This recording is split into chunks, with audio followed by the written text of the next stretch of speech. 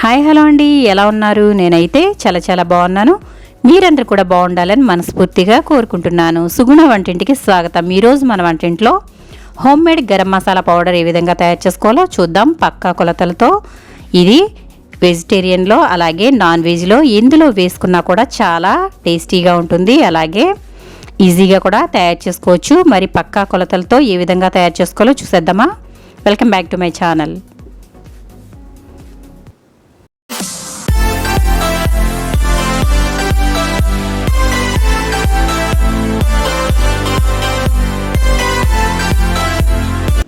ముందుగా స్టవ్ వెలిగించుకుని బాండి పెట్టుకున్నాను. బాండీలో నేను ఇక్కడ ధనియాలు వేసుకుంటున్నాను. మనం ఎప్పుడైనా సరే ఏదైనా తయారు చేసుకునేటప్పుడు ఈ విధంగా ఒక గిన్నె కొలత అనేది పెట్టుకుంటే మనకి పర్ఫెక్ట్గా మెజర్మెంట్ అనేది తెలుస్తుంది. కాబట్టి నేను ఇక్కడ ఒక గిన్నె తీసుకున్నానండి.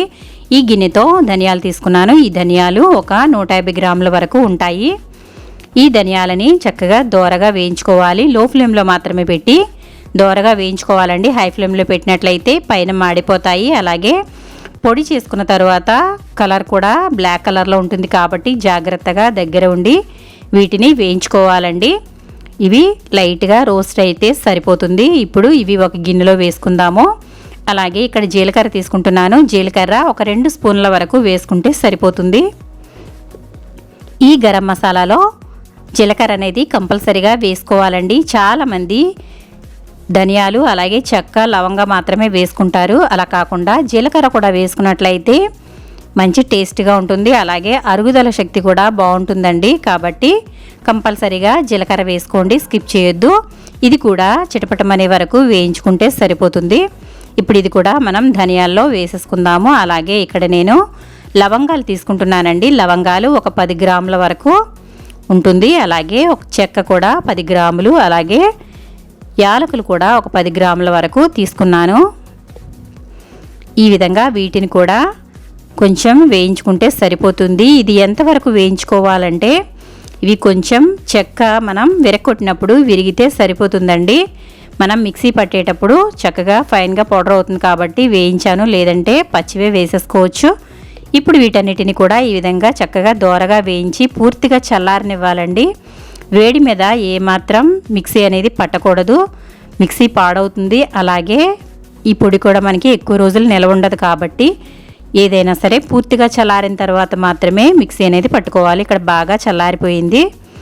ఇప్పుడు ఇది నేను మిక్సీ జార్లో వేసుకుంటున్నాను. చూసారు కదండి, ఇది ఒరిజినల్గా తయారు చేసుకునే గరం మసాలా అండి.